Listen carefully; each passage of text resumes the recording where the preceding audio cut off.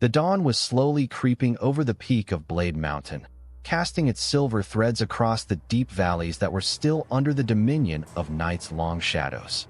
Inside our small wooden cabin, the cold seeped through the cracks in the walls, making me pull my tattered woolen blanket tighter around my slender body.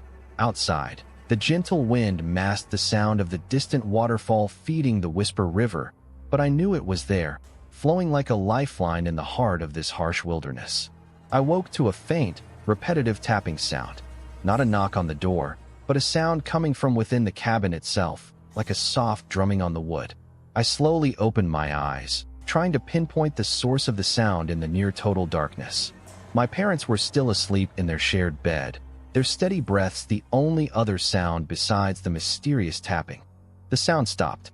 I thought it was just a hallucination from the remnants of a disturbing dream, but a shiver ran down my spine. I got up quietly, avoiding any noise that might wake my parents. My bare feet touched the cold wooden floor of the cabin.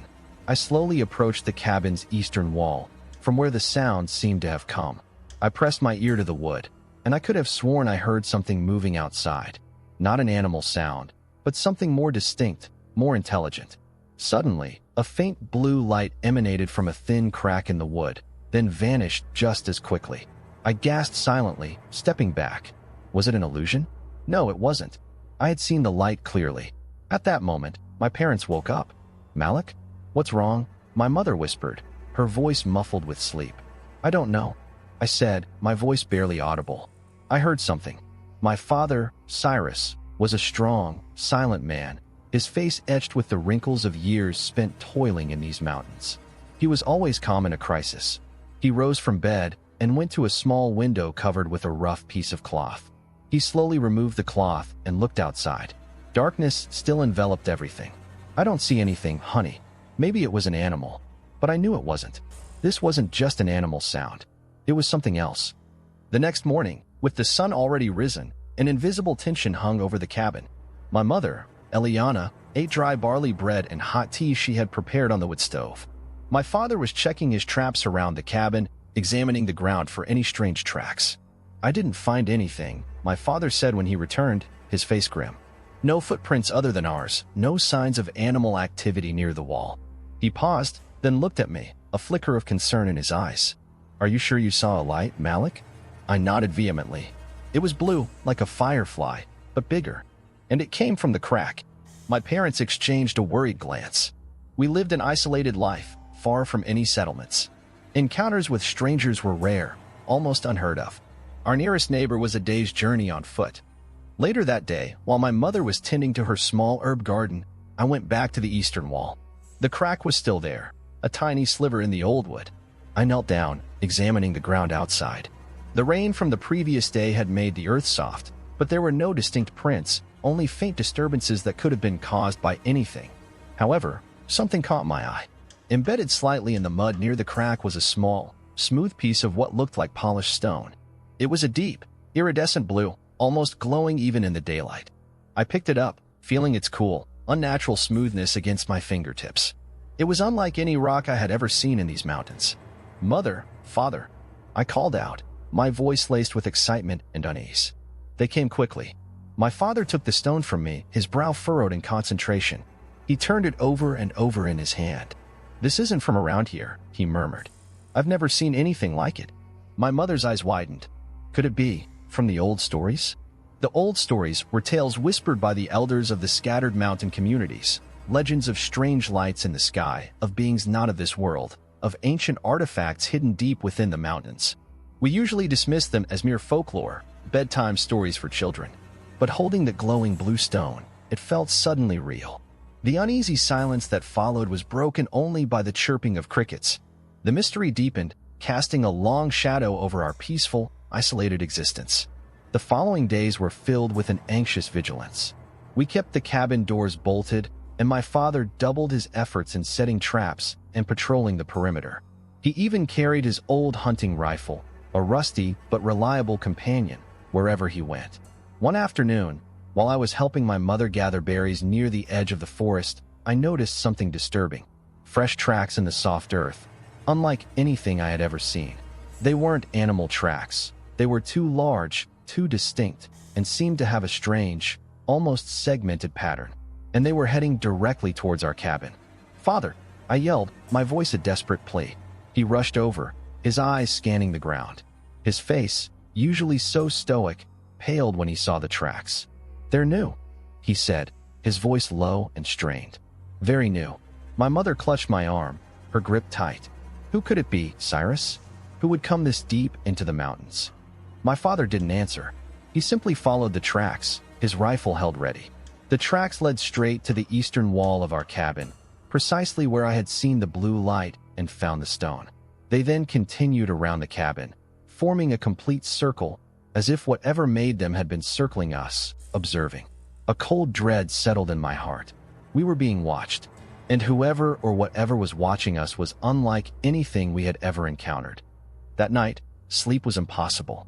Every creak of the cabin, every rustle of leaves outside, sent my heart racing. My father sat by the window, his rifle across his lap, his eyes scanning the darkness. My mother huddled on the bed, murmuring prayers.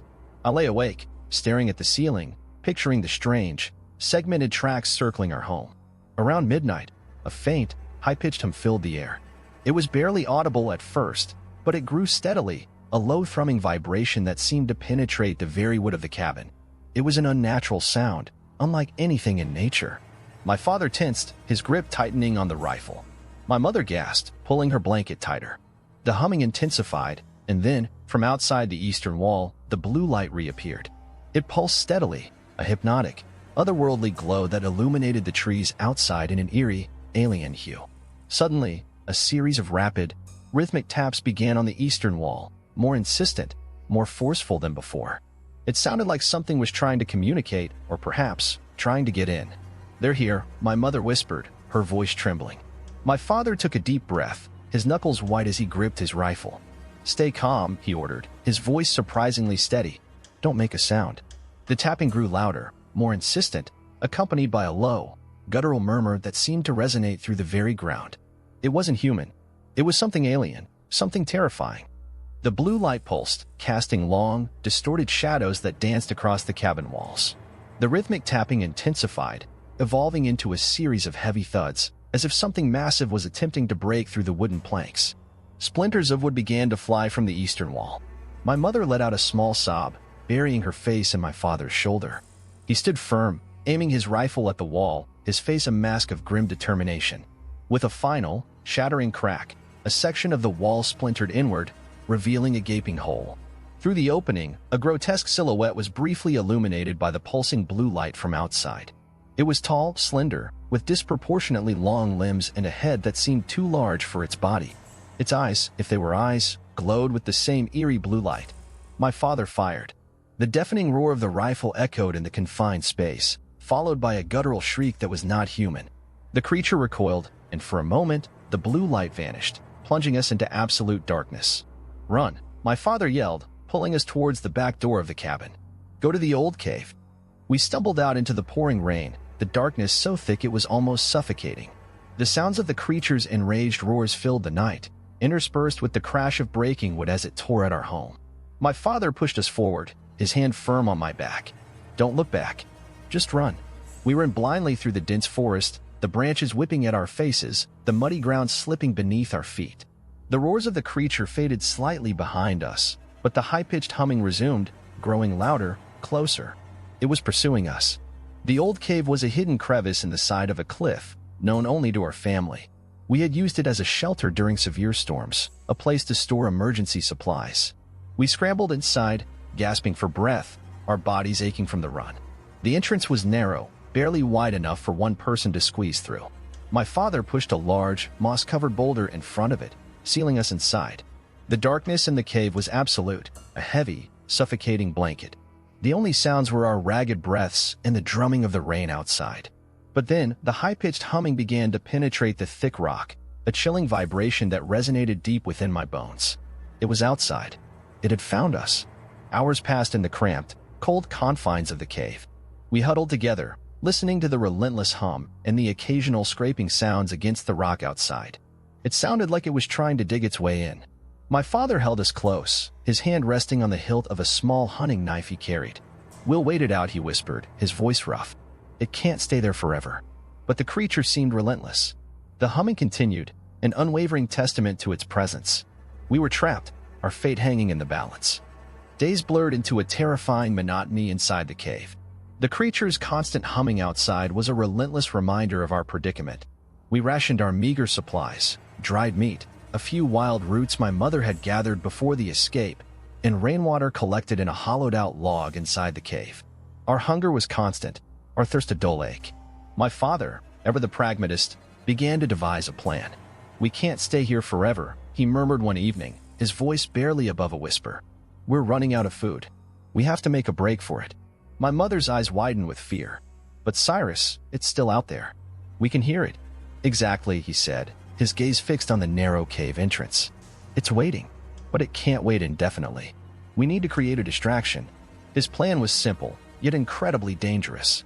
We would wait until the humming seemed to diminish slightly, a sign that the creature might be momentarily distracted or moving around the cliff face. Then, my father would push the boulder away from the entrance, creating an opening. I, being the smallest and fastest, would then run as quickly as possible towards the sunken valley, a treacherous but rarely visited area known for its dense fog and labyrinthine rock formations. It was a place where anything could get lost.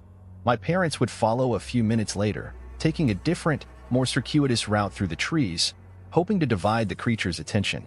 The hope was that I would be able to lose it in the fog, giving them time to escape. The thought of separating filled me with a primal fear. We had always faced dangers together, but my father's logic was sound. Our chances were better if we split up. "What about the blue stone?" I asked, remembering the object that had started this whole terrifying ordeal. I still had it clutched in my pocket. My father looked at me, a flicker of an idea in his eyes. "Keep it safe, Malak. It might be important." The waiting was agonizing. Every minute felt like an hour. We listened intently to the humming, trying to detect any change in its intensity. The cold, damp air of the cave pressed in on us, making breathing difficult. Finally, in the dead of night, the humming seemed to recede slightly, becoming a faint, almost imperceptible drone. "Now," my father whispered, his voice tight with tension. He braced himself against the boulder, his muscles straining. With a mighty push, the heavy rock slowly ground against the cave floor, revealing a sliver of the outside world. A gust of cold, wet air rushed in. The outside was still dark, cloaked in a thick, eerie fog that seemed to cling to the trees like ghostly shrouds. "Perfect. Go, Malak," my father urged, his voice firm. "Run as fast as you can. Don't stop." With a deep breath, I squeezed through the opening and burst out into the night. The fog immediately enveloped me, reducing visibility to mere feet. I ran, my legs pumping, my lungs burning, the cold, wet air stinging my face. I could hear my parents scrambling out behind me, and then a sudden, enraged roar that seemed to shake the very ground. It had spotted them. I didn't dare look back. I just ran, letting the ancient trees and the swirling fog become my allies, hoping against hope that they would provide the cover we desperately needed. The alien hum was now a piercing shriek, closer than ever, a terrifying sound of pursuit. The fog was my only shield. It swirled around me, disorienting, confusing, making every tree look like a ghostly sentinel. I could hear the creature's heavy thuds behind me, the rapid snapping of twigs, and the chilling, high-pitched hum that seemed to vibrate directly inside my skull.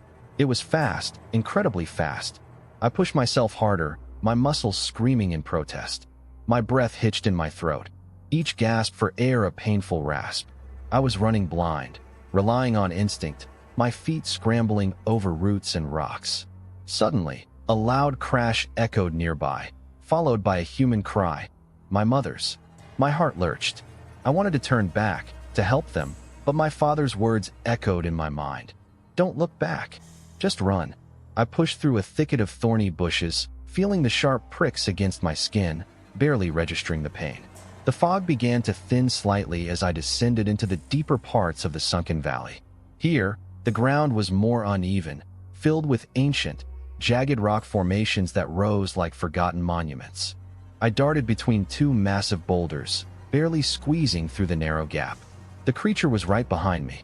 I heard a scraping sound, as if its large body was struggling to fit through the same opening. I didn't stop. I continued to weave through the labyrinthine rocks, hoping to lose it in the complex terrain. The hum was deafening now, a maddening buzz that filled my entire being. As I rounded a sharp corner, I slipped on a patch of wet moss and fell hard, my head hitting a rock with a sickening thud. Stars exploded behind my eyes, and for a moment, the world spun. I struggled to push myself up, my vision blurry. The creature was there, looming over me, its form indistinct in the fading fog, but its blue, glowing eyes fixed on me. It was even more terrifying up close, a nightmare made real. Its limbs were thin but powerful, ending in what looked like sharp, segmented digits. Its head was large, with no discernible mouth. Only those two piercing blue lights that seemed to bore into my soul. It extended a long, slender arm towards me. I instinctively recoiled, pushing myself back against the cold rock. Its fingers, if they were fingers, touched the pocket where I kept the blue stone. A jolt went through me, not of pain, but of something else, a rush of images, fragmented and chaotic, flooding my mind. I saw vast, star-filled skies, impossible machines, and a sense of profound loneliness. Then, a single, clear image, a beautiful, sparkling object, much larger than the stone I held, suspended in a dark, empty space. And a feeling, a desperate, overwhelming yearning. The creature made a low, guttural sound, not of aggression, but of something akin to longing. Then, another voice, clear and strong, cut through the air. "Leave her alone." My father. He burst through the fog, his rifle raised. He fired. The shot hit the creature in the shoulder. It shrieked, a sound of pain and surprise, and stumbled backward. The blue glow from its eyes dimmed, flickering. But instead of retreating, it lunged. My father stood his ground, trying to reload, but it was too fast. It knocked the rifle from his hands, sending it clattering against the rocks. My mother appeared from the fog, a large, jagged piece of firewood in her hands. She swung it with all her might, hitting the creature's head. It stumbled again, disoriented. This was our chance. "The stone," I yelled, pulling the blue object from my pocket. "It wants the stone." I didn't know why, but the images, the creature's reaction to my pocket, it all clicked. This wasn't an attack of malice, but a desperate search. The creature's attention immediately snapped to the stone in my hand. Its blue eyes flared, more intensely than before, fixed solely on the object. It let out a low, mournful sound, reaching out a hand, not to strike, but to grasp. My father, seeing the creature's focus shift, quickly grabbed his rifle. My mother stood ready with her makeshift weapon. I took a deep breath, and with a leap of faith, I threw the blue stone towards the deepest part of the sunken valley, towards a particularly treacherous ravine known for its bottomless chasm. The creature let out a wail, a sound of utter despair. It turned, its movements frantic, and launched itself after the stone, disappearing into the swirling fog and towards the ravine. We heard a final, faint shriek, a sound of something plummeting into the abyss, and then silence. The humming stopped. The world was suddenly, profoundly quiet. We stood there, panting, shivering, our bodies aching, our minds reeling. The fog slowly began to dissipate with the rising sun, revealing the familiar, yet now alien, landscape of the sunken valley. My father rushed to me, pulling me into a tight embrace. My mother joined us, her face streaked with tears, but her eyes filled with immense relief. We were safe. As the sun fully emerged, casting golden light over the valley, we saw the true extent of the creature's impact. Trees were splintered, rocks overturned, and a clear path of destruction marked its desperate pursuit. We made our way back to the cabin, our hearts heavy. Our home was damaged, the eastern wall shattered, but it was still standing. It was a stark reminder of the terrifying night we had just endured. In the following weeks, life slowly returned to a semblance of normalcy. We repaired the cabin, reinforced the walls, and my father set up more elaborate defenses. We told no one of our encounter. Who would believe us?